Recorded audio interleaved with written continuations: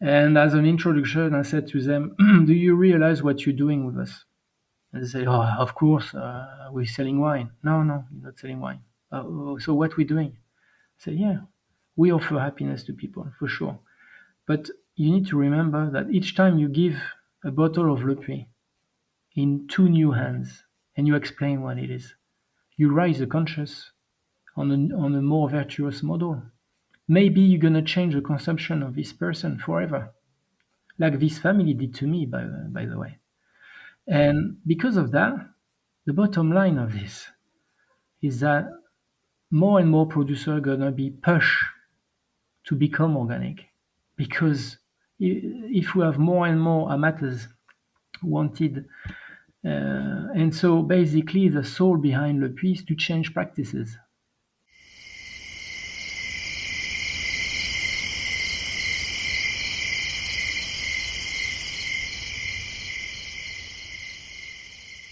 Hey, welcome to Beyond Organic Wine. I'm Adam Huss. Thanks so much for listening.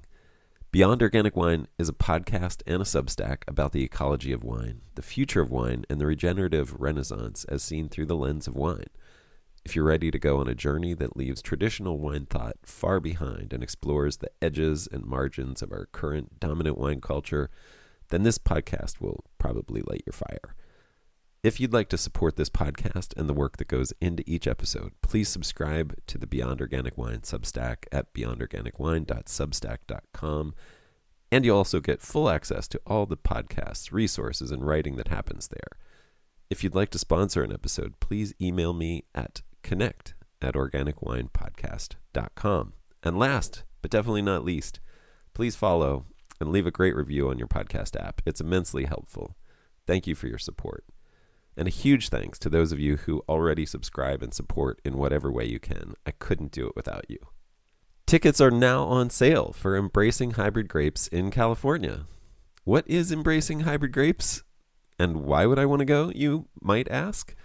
It's a historic conference we're holding at UC Davis this January 26th, 2026, with the goal of helping California wine grow in resilience, embody more ecological and regenerative values, and achieve greater cultural distinctiveness.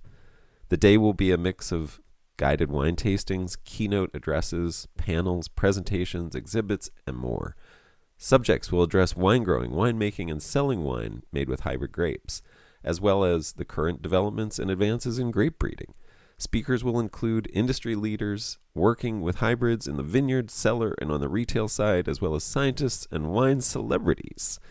Taco truck will be available for lunch. A taco truck will be available. A taco truck?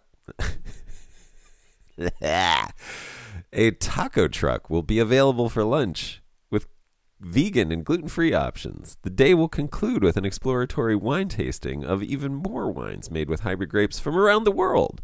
We will be announcing the amazing people who will be part of this conference soon, and in the meantime, you can get tickets at embracinghybridgrapes.com. It's going to be a great way to start 2026. And I just want to make it clear that this is a hybrid grape conference designed for vinifera grape people.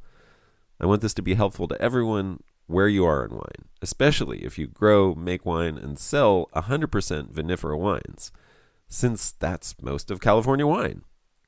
If you're thinking, why would I go to this? My wine career has nothing to do with hybrids.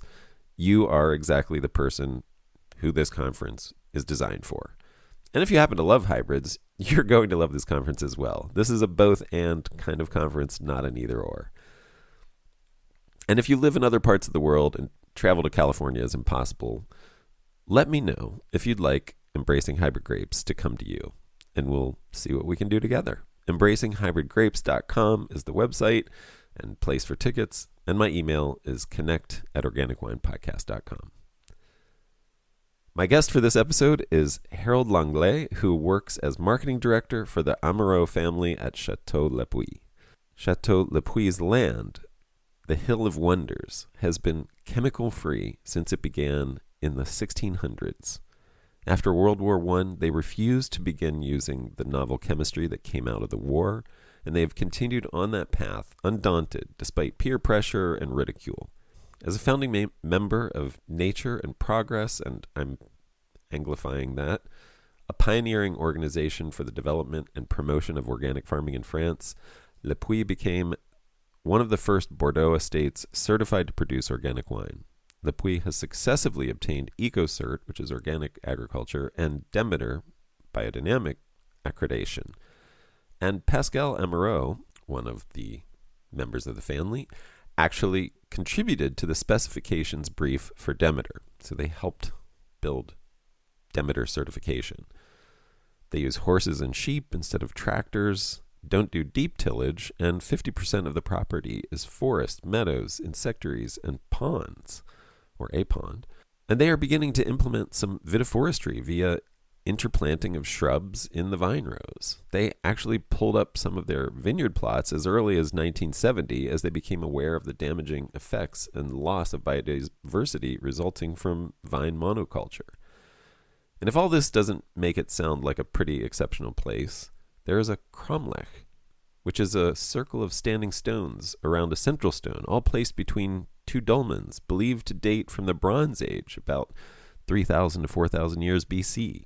The people who erected this mini Stonehenge recognized this site, nestled in the heart of an oak forest, as special for some reason, and the Amoureau family treated it as such. But that's not all. As early as 1868, they began to question the need for sulfur as a preservative, and they began making zero sulfur wines in 1990.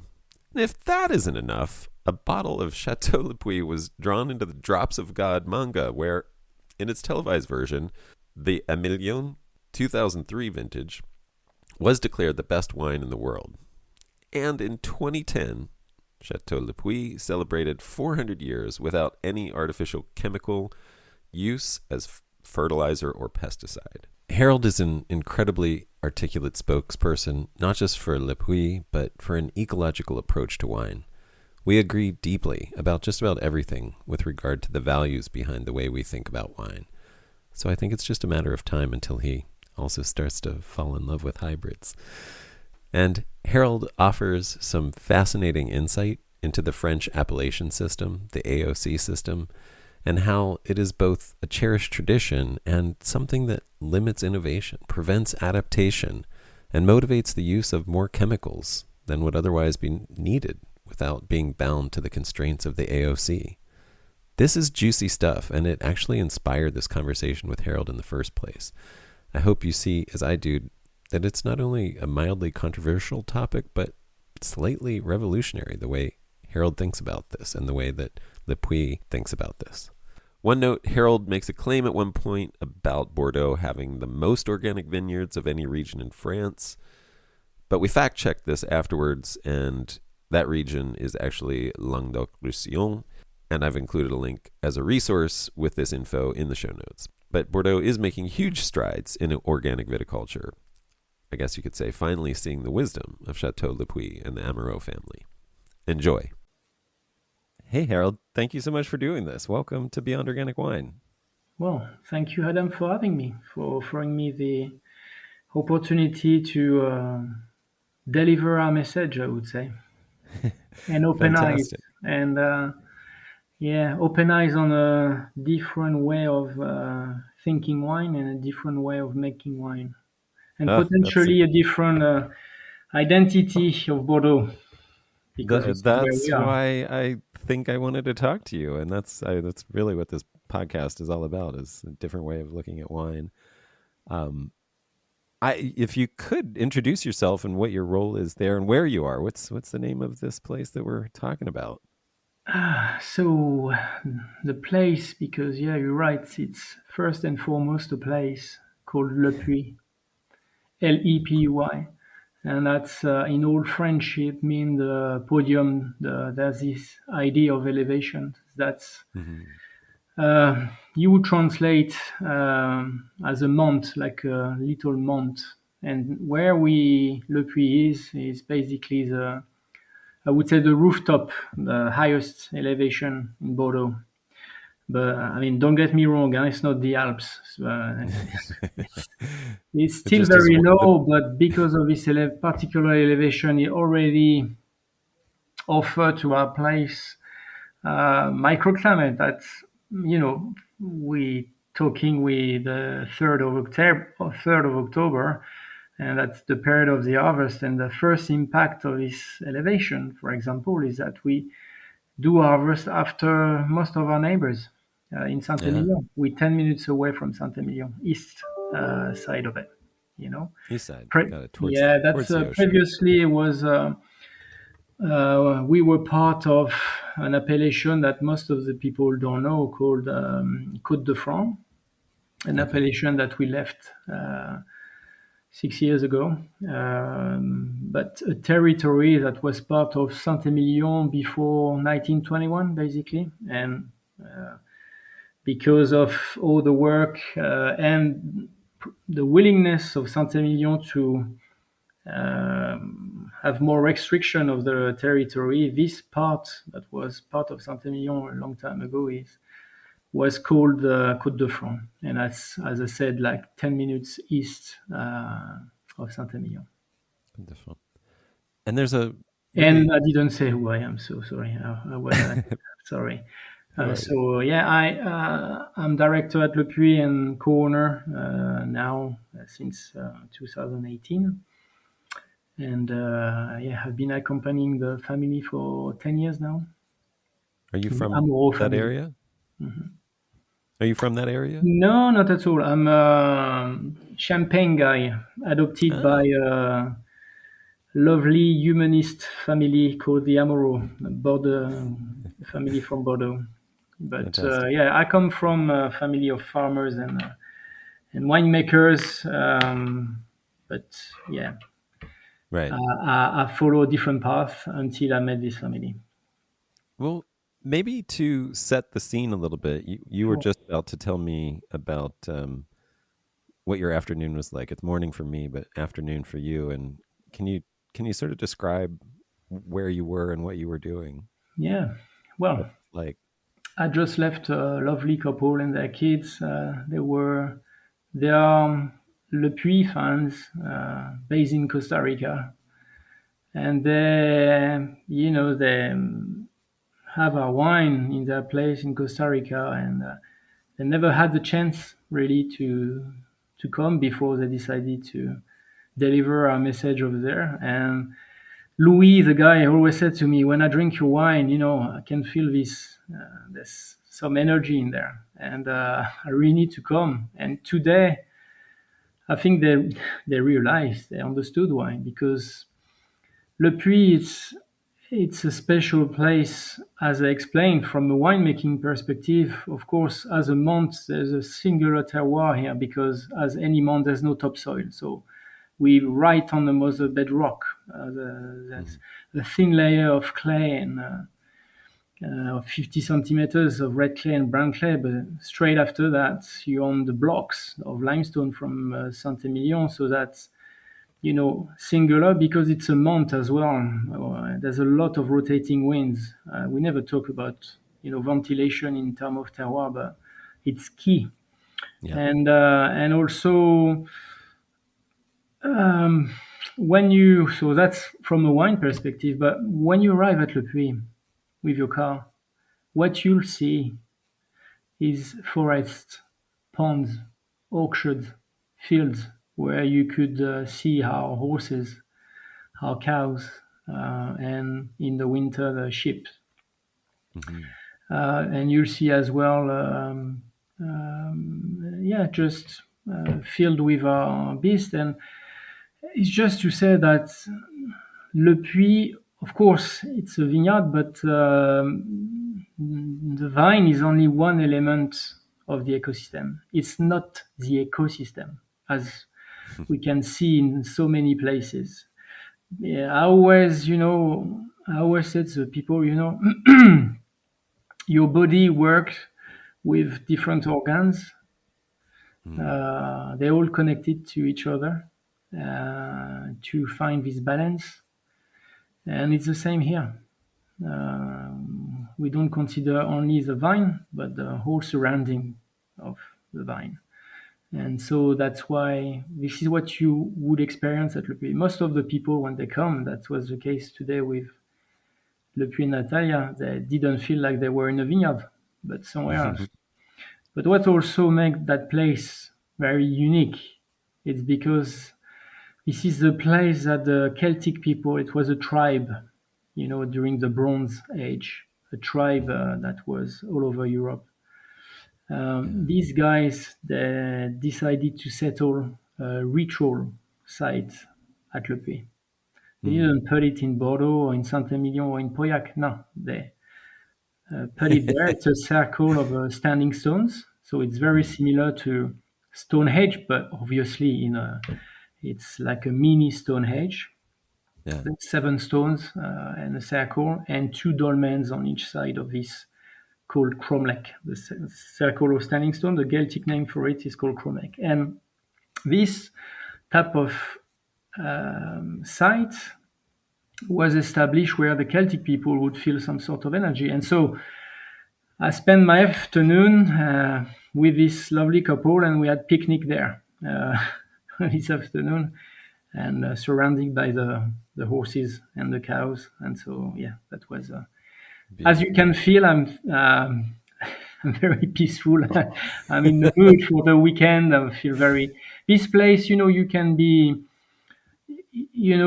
Le Puy, our families have been pioneers, organic pioneers, biodynamic. Uh, but we're not esoteric at all. And for a long time, this site's been hidden, this ancient site. It's been hidden because people would call us the crazy. We were the crazy. When you were organic in 64, you were a hippie or a crazy guy. And Right. when I started, I will always remember 10 years ago, the old man, because I worked with three different generations. It's been Oh, 15 wow. generation on the estate. The old man took me there and he said, Harold, this is it. This is a Chromelex, the center of energy, and all the ashes of our ancestors have been here. But now you've seen it, you know it, but we don't talk about it. I said, why? Because we are the loopy of the plateau. And we don't want people to think we are druids or wizards or whatever. But my point is, I'm a very pragmatic guy, but sensitive as well. But you can be very pragmatic when you walk down there. It's like 500 meters from the house in the heart of the vineyard under oak tree forest. When you walk down there, you can just feel it's peaceful. Hmm. You don't need to be, you can feel there's something particular here.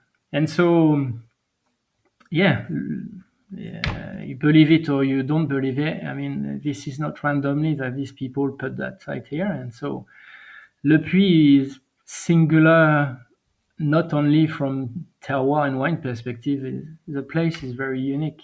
It's a place of energy and life. Life because, this, I described the terroir, the clay, the limestone. Le Puy is just a big sponge.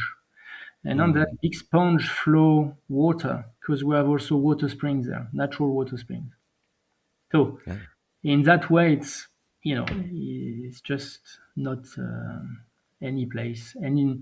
And most of the time, when people starting to drink our wine abroad and they come to visit, they understand more Hmm. why the wine, had that kind of energy. It's not me saying this. This is what our, Right. our, our guy are telling us all the time. I'm just back from the US and I've heard that for 3 weeks. Can Yeah. feel the energy. Yeah. Yeah. Yeah. But Well, there's nothing esoteric about energy. Our approach here is not an esoteric approach based on what Steiner tell us about energy. Steiner, who was the guy who, settled, right. created the biodynamic approach. Our approach is pragmatic based on what the science tell us about energy. And the only guy who define it and is called Einstein. And for him, energy is matter. And so Right. all our approach at Le Puy is to consider energy as matter and how can we transfer all this energy that the plant capture on this unique site for a year and all the natural minerals that the plant extract from the ground into the wine because this Yeah. is what you want to offer to the amateur. And Sorry, it was a bit long, but no, no, that was great. That was fantastic. Um, yeah, I mean, as I have looked into Lippi, it looks yeah, like um, just a patchwork of a bunch of different things, like you said, not just vineyard, orchard, insectary, pond. yeah, You've got horses, sheep, I think some cows, perhaps. yeah, Um, a diversity of life, as well as you're attracting in whatever other life wants to come in. You've got yeah, bees that you're keeping. yeah. Um, do do any of those, like I imagine you must sell the sheep or something like that, or do you make other products besides wine? Not yet. Okay, I mean, we produce honey, and the sheep are the sheep of our one of our employee, and she okay, basically come with her sheep every winter. got it.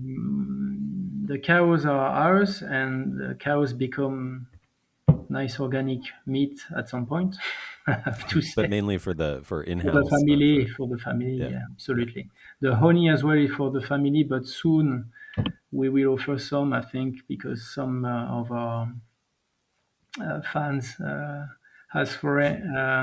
And there's another project as well because more and more people, as I explained, it's an experience to come to Le Pays.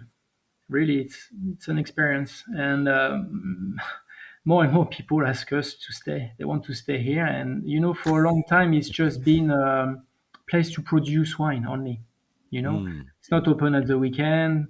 The visit is more. It's not a business unit. The visit for us. So we don't do visit at the weekend, but we have more and more visitors who come and they ask to stay, mm, and so the next step, I think the next generation, Adrien is 27, that's the 15th generation. His project, he want to have room and a restaurant, and we have already started a vegetable patch 2 years ago. That's for the employee or the fruit and veg right now, but that's the beginning to supply the restaurant going forward. So we're gonna have pigs as well, mm. the black pig from Corsica. Nice. So yeah, that's what's gonna happen, yeah, soon, because we Okay. people are asking for to extend the experience basically. Now, you said you had a different perspective of wine. Is that everything that you've just described, or would you say more about how you have a different perspective of wine? Yeah, well, I think everything we do here Yeah. is really different to, first of all, to any of the guy in Bordeaux. I think in every way. I think the family just try to keep the essence of what is wine, and hasn't changed that. And that's the beauty of it, is wine is food, and I think we tend to forget this. And wine has always been food for the soul and for the body, and for thousands of years in France, in Spain, in Italy, that was part of a diet, the bread and the wine. People, I mean, we we rarely talk about that because there's always this kind of approach from people saying, "Oh, you can't promote wine as food. You're promoting consuming alcohol." But the truth is, wine, when you drink a glass of Le Puy, you get your, and I can detail with document, you have your dose of potassium, magnesium, zinc, iron, copper, lithium, manganese, vitamin Bs, phenol, and all natural molecules that your body needs. Your brain needs copper. Your immune system needs zinc. You Yep. need iron, uh, and of course, today we are exposed to any food, and we have access to any food to provide all these minerals and vitamin Bs and what I just mentioned. But a long time ago, that was not the case, and the wine was not only offering a healthier beverage and water, it was also food. Big part of the diet was wine and bread. And what I mean is, we still consider this at Le Puy in a way that for us, the berries is not water and sugar into it only. It's much more than that. And so the whole approach we do here, which is connected to, of course, it's a consequence of a biodynamic natural approach. It's rooting. Everything we do, the bottom line, you can talk about everything you want about biodynamic, permaculture, organic. Everybody talk about soul full of life. Okay, but what the bottom line of a soul full of life? But that's offering the frame for rooting, the perfect development of rooting. Mm. And you understand easily that if your plant is deeply and widely rooted within the tower, deep, not only the plant is stronger when it's 40 Celsius outside, Mm.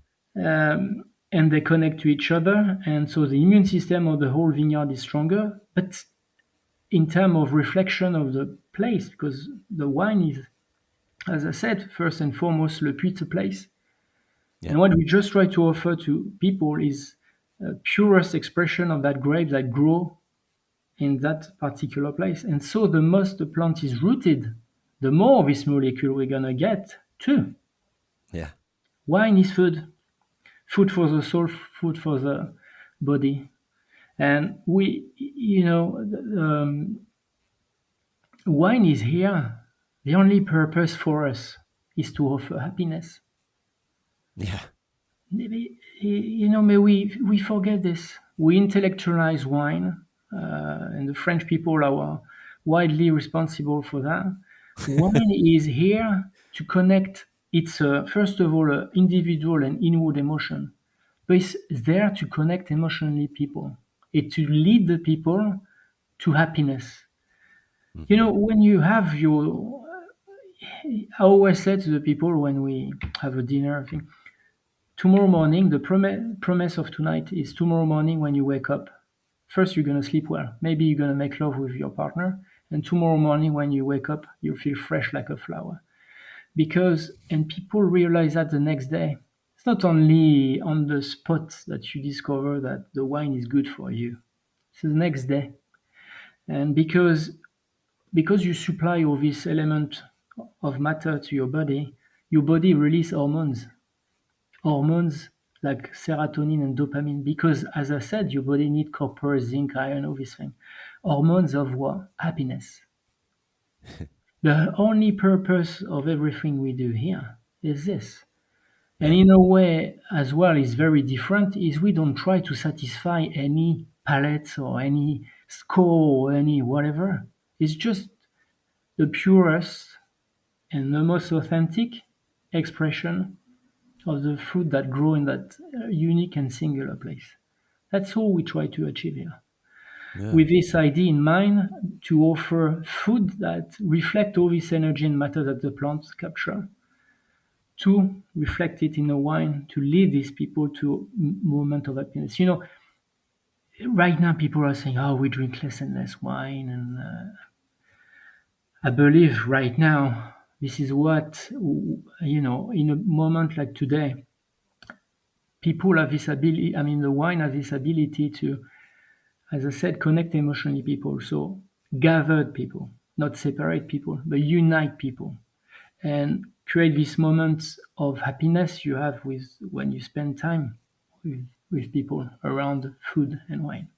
We need Yeah. that more than ever in a period like that. I keep saying this to people. And Yeah. so this is how we see wine here. And now if we talk about the philosophy behind the wine we produce is we don't want to dominate food, because wine is it's, as I said, it's part of a diet, and it should accompany food. And if the Mm-hmm. wine accompany food, it shouldn't dominate food as well. Mm-hmm. And by the natural nature of the grape that grow in Bordeaux, for us, of course, mainly Merlot, we're on wetland and Merlot, all of this. This grape can produce so much matter, tannins, and so all our approach is a completely different approach that you will see in Bordeaux. First of all, we don't talk here about extraction, not at all. Here it's about infusion. Mm. That's another thing that is very different. Here, if you don't want to dominate food, the whole purpose is to master your texture and your tannins, and the nature of your tannins, the grain of your tannins. And so it's all about infusion and not extraction. I always say to the people when they visit here, and they always look at me with big eyes like, who is he? What is he talking about? I always say, here, here we make more teas than we make wine. And they're like, Hmm. what do you mean? I Yep. say, all the preparation for the vineyard, the infusion of plants that grow here on the wetland like Le Puy. What you have on wetland, horsetail that grow naturally on wetland, willow tree grow naturally on wetland, nettles. All of this has been used for, you know, centuries before the chemicals arrive. Yeah. Steiner put them in biodynamic approach, but he didn't invent anything. That was already part of Right. people. When people expect that a winemaker in the past would just look at their vineyard being damaged by mildew or any fungus or whatever and didn't do anything about it. Yeah, they had a profound knowledge of the plant and their environment, the plant that were growing on that place. And so we make teas of all these plants.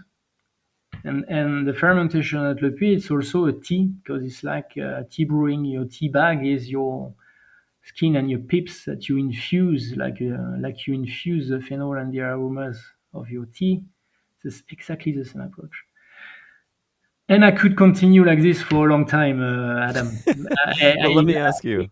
Sorry? So, so let me ask you a few questions. Sure. You on the website it mentions a chemical-free approach since 1610. Is that? Can you? Is Yeah. that? In what sense is that? Yeah, but well, 1610 is the last administrative document we have explaining that there was an Amoro at Le Puy, Uh-huh. but the family is convinced that we were here even before that. And so what you have to imagine is Saint-Emilion, from the Middle Age, been recognized as a place to make wines. This area here, it's more recent. Before, all this area here was farming, and the Amoro family was a self-sufficient, modest family that Hmm. were living on this Mont Le Puy, along four other families, I think. Um, and so on this land, they've been growing grapes initially, but not only cereals.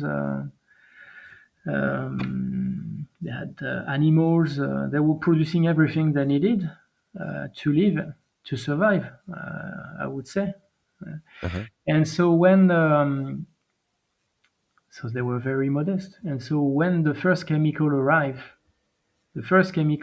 after the war, Right. because at the end of the First War, there was remaining gunpowder, a lot of stock of it. Yeah. And the only way the engineer find to resell this huge stock of powder, in which you can find some potash, was to create the first fertilizers. Right. Because in the 20s, you have to remember that in the past, the key element of fertility in the ground, in the lands, in the territories like Le Puy, was the beasts that were responsible for that. Right. And when the farmers started to specialize into one culture and remove beasts, the fertility of the ground dropped drastically in France in the 20s. It's documented. Yeah. And so when these guys turn up after the war, with their magic powder. A lot of guys fall in the trap because also they were damaging at that time. The farmers were damaging the humus, the life in the ground, by putting the manure. They would open the soil, put the manure, and put the soil back on it.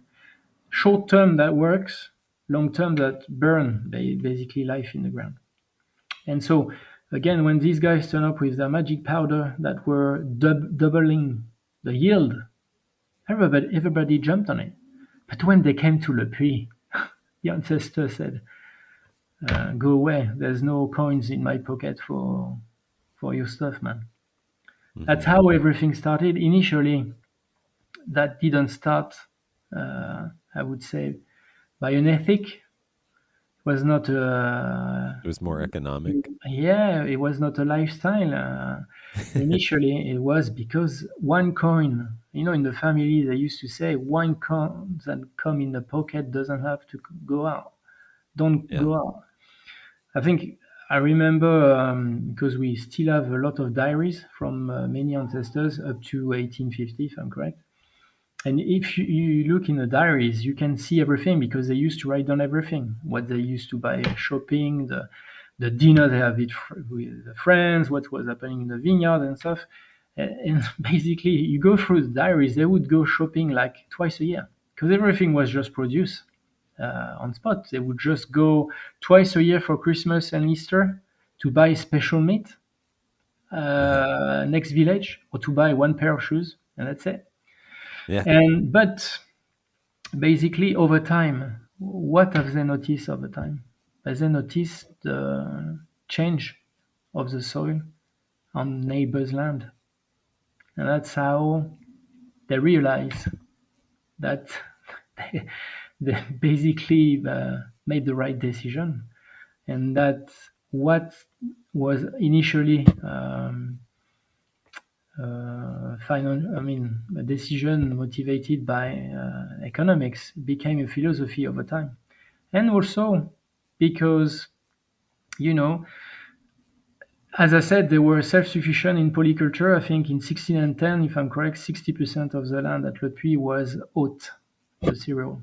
Okay, but Uh-huh. they were making wine there, like most of the people, because as I said, wine was part of the diet. So most of the people were making wines just for their own consumption.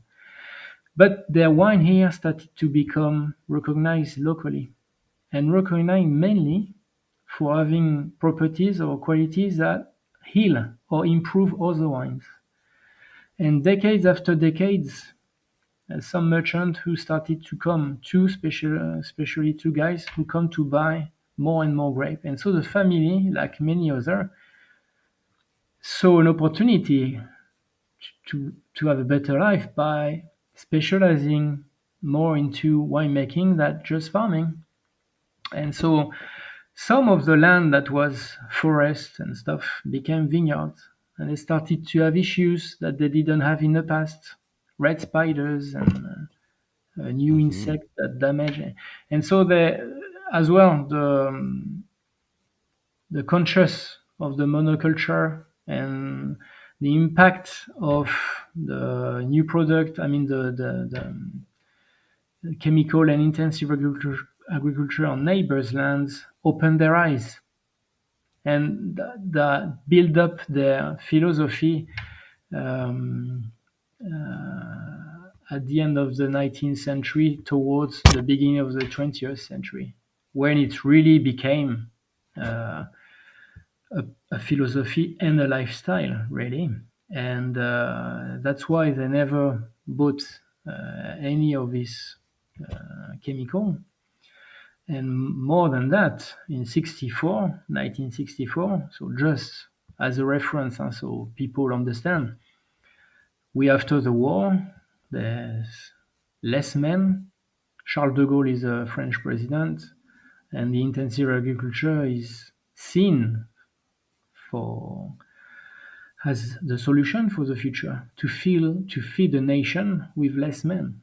They didn't Mm. know at that time that they were harming at all, and Right. but our family in '64 they create along with other farmers an association called Nature and Progress, Mm-hmm. that still exists today, and we still certified. Um, that was the first frame, the first step toward the first organic certification. There was no Right. word before that to Right. explain what was, but they knew at that time, they knew the damage, they understood quickly. They saw the damage around them. In one of the diaries, again, you can read, there's an afternoon where I think it's Pierre Robert, he's having a walk with his friend winemaker.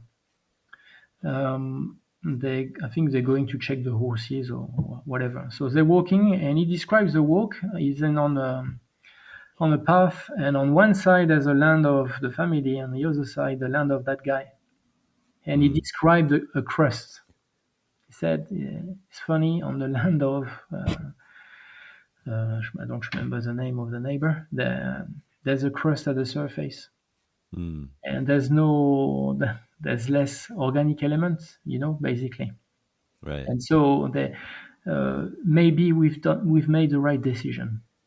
It's crazy to read that, but so that's how really everything built up, and then, as I said, from the beginning of the 20th century, it was more than a philosophy in a lifetime. There is a soul behind everything we do. At Le Puy, it's when I'm gonna explain this way. When we after the COVID, most of the people were seeking for sense in their life. Is there a sense to what I'm doing? And I remember at that time I invited many of our distributors from France just after COVID when everything reopened and stuff. And as an introduction, I said to them, "Do you realize what you're doing with us?" And they say, "Oh, of course, we're selling wine." No, no, you're not selling wine.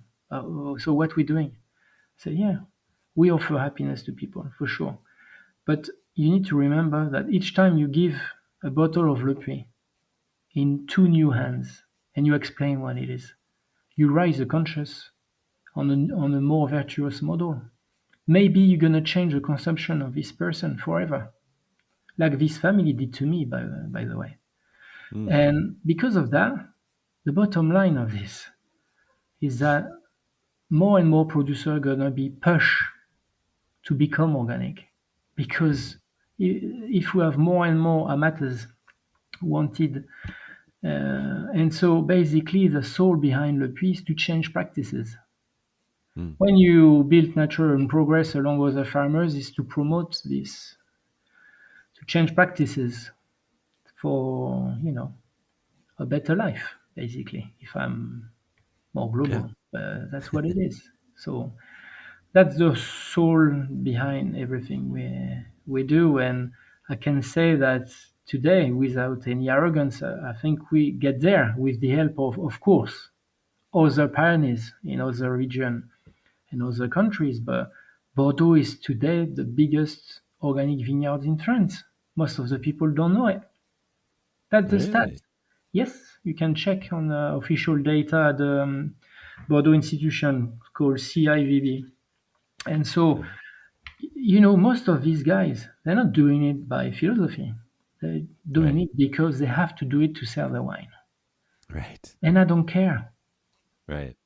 I don't care, because the bottom line of this is when we open the tap now for my little girl Rose, there's less shit into it. And Right. so, well,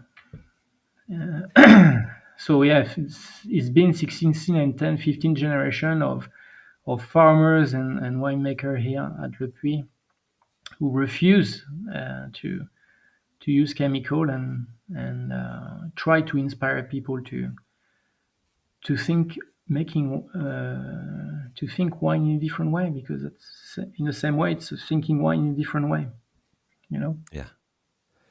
It's and if I if I'm correct, one of the family members back in the day contributed to the first Demeter specifications. They Oh they yeah, were yeah, contributors on the beginnings of biodynamics as well as organics. You did your research, yeah, Pascal. So I'm on a day-to-day basis. I'm with Pascal. He's the 14th generation, and his Wow. son now, Adrian, 15th generation. And Pascal did, yes, contribute to the criteria regarding what's happened in a cellar. Yes, Got absolutely. it. Got Yeah, it. yeah. So I I know that you work within a system there, the AOC system in France, that Hmm. is at times could potentially constrain some of your best efforts, if I'm not mistaken. I'm that's a question for you. Is I've sort of discovered you because I there's been some recent news about other people who are sort of leaving AOC certification for some of their wines, and your winery came up as one who has done that in the past as well, for for multiple reasons. And I wonder if you could talk about that, like Sure. the yeah, just what Well, how you see that and why. sure. Yeah.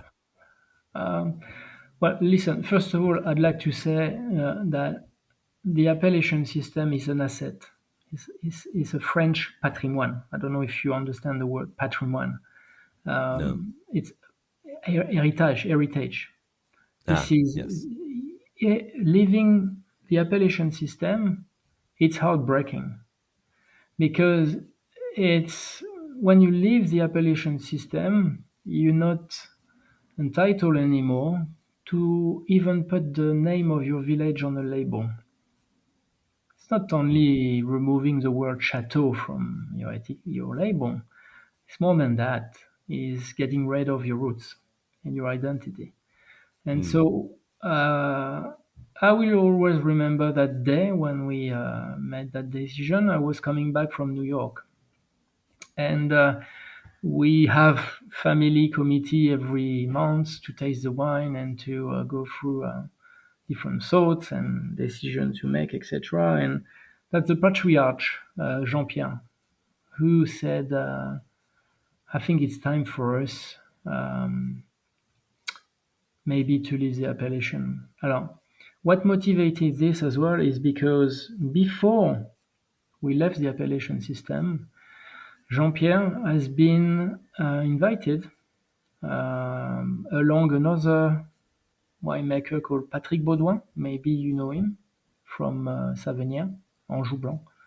mm, They've both been invited by the agricultural minister to discuss a potential reform of the appellation. And basically, when Jean-Pierre came back from that encounter, that we had that family committee, and he said, "Listen, they think they should create, how can I say, another appellation within the appellation for natural wine or wine made naturally." mm. Okay, Yeah. and Jean-Pierre said, obviously, that's adding even more complexity and to the original appellation system, and it's not the essence of the appellation system. And so I don't think we're going to be able to change the system by the inside. What do you think, Harold, about um, trying to change things outside? So why don't we leave the appellation? And I was coming back from New York. And it's funny because for 1 week, people call me Le Puy, Le Puy, Le Puy. When I used to say to them, okay, you know Le Puy? Of course I know Le Puy. I love your wine. Okay, where are we located? Ah, you right bank in Bordeaux, Saint-Emilion. No, really? Not in the appellation Saint-Emilion, somewhere else. And so when he asked me that question, I remember I said, well, if when we leave the appellation, I mean we lose the word chateau, obviously people are already calling us Le Puy. They recognize Le Puy, but they have no clue of the appellation where we are. I Right. don't think, But now to the three main reasons behind the three main points we discuss as a family was first and foremost, we want to make our wine, not the wine of somebody else, the wine Uh-huh. dictated by somebody else. Because what you need to understand is when you're a winemaker in France, you have to submit your sample to a local committee that's going to give you the authorization to sell your wine under the appellation. That committee tests the wine. That's the only product in appellation. You know, in France, you have appellation for food, for cheese, Right. etc. Right. That's the only product with an appellation that need to be tasted to get the appellation. Hmm. That's something's weird when you think about it, because Yeah. initially the appellation system was set up in the 30s to make sure that when you were drinking a Saint-Emilion wine, 100% of the grape of the wine made was supposed to come from Saint-Emilion. That was not the case before the 30s. That's why they set up this appellation. Right. So the only idea was an idea of uh, geography. Yeah, not an idea of Right. taste, not an idea of an identity of taste. Yeah, and so these committees, when they start their meeting, before they taste all the samples of the winemakers of the appellation, one guy turned up in the room. I'm describing it because Pascal was part of it, so we can talk about it. And this coordinator put a bottle on the table and say, "Okay, we first taste this wine. That's the wine of reference for today. And Huh. after we taste the samples of the winemakers." So, Huh. so you understand. So first of all, we want to offer our wine again, not the wine from somebody else. Just as I said previously in our conversation, the pure expression and the authentic expression of the grape that grow on this singular place. Secondly, there's a dramatic need for innovation Yeah. because of climate change. Yeah. For sure, you know, we have wine at the property up to wine that you can drink up to 1917. Okay, Right. 1917, I think it's like 10 degrees alcohol or 10.5 or something like that. And you taste our wine today, the current vintage is 14 degrees. Yeah. And between 36, the appellation, or 35, and today, nothing has really changed. So it's not a space of freedom. We want to be free men to innovate, and not for the purpose of, you know, for the purpose of offering a pure expression of the place, to offer more emotion to the people, and definitely to adapt. The reason why we can make wine without sulfur that's precise with no default in it is because 15 generations been working on it, you know, and trying Right. new things all the time. There's a need for innovation. If you don't innovate, you go backwards. People think a tradition is something stuck. No, a tradition is something you build. There's a core element that never change, the bone of the tradition. But as I said, any generation trying new thing, if it's a success, that's another layer that you add to your tradition. And right now, I mean, we have to. And so, for example, we have plot with 35 different grapes that we led in pergola. Okay. Yeah, Yeah. 35 grapes coming from all over France, no hybrids, no, just grapes that proven that they could make delicious wine, white and red. Um, and we work on density, so routing as well on this plot. So there's a lot of different Right. tries that you can do Yeah. within the frame of unless you ask special permission to do some experimentation that will be followed by this, you know, with the Yeah. bureaucracy of the French. So Right. we just want to be free men to offer more happiness to the people, basically. And maybe I'm gonna be a bit controversial here, but unfortunately, the system motivates the usage of chemical, unfortunately, and we can't legitimate this anymore. Because there's Because such a you need your wine need to enter in a box, and to enter in a box, sometimes you know, to go back to what I described, the scene with the committee tasting your wines, you receive a report after this tasting, and you right. can read the comment. And most of the time, that was wine too different outside the criteria of the appellation. And sometimes comment that are, you, you wonder how they could find this. It's just, and so unfortunately, yeah, some the, we more and more differentiate wine in that way between emotional wine versus technical wine, Right. more than conventional and organic or biodynamic. Because you can have a biodynamic wine but still technical, Right. following processes. Wine that Right. offer you pleasure, but pleasure is a day-to-day element, not And emotion. It's subjective just too. It's subjective too. But what I mean is you rarely cry with a technical wine. And Right. these technical wines, they are perfect in an industrial way. And when they Right. taste the wine like this is what they want. This perfection from an industrial way, I would say. And so that request to do things to make usage of some element that we don't want you know, to do.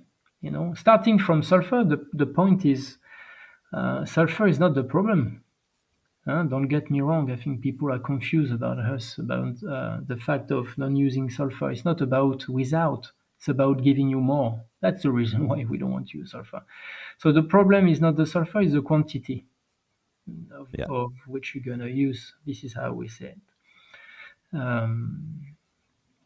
Voilà. So that's what really motivated our choice to be free men, to innovate, and to still offer this identity that you find in our wine in the purest way possible, and to offer the, happiness again.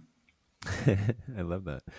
Well, let me pose a question for you because you mentioned hybrids, Yep, and when the family started farming, yep, this was before North American vines had been brought over, before phylloxera, before downy mildew and powdery mildew, and all the other mildews that came from North America, yep. which makes French viticulture harder now in current days. And in Mhm. terms of adapting, I know there is a obviously long tradition of using the traditional and native grapes there, which are Vitis vinifera. But to what extent do you see hybrids as having a place in the future or present, just to be able to have the resilience that you need to be able to farm without chemicals? Okay. Um, I've got a little story for you. Well, that's it for now. If you are not a paid subscriber, if you'd like to become a paid subscriber to get full access to this and all the content at Beyond Organic Wine, you can easily do that at beyondorganicwine.substack.com. Thank you so much. And here's a little music from Colden Pro. A big thanks to him for this.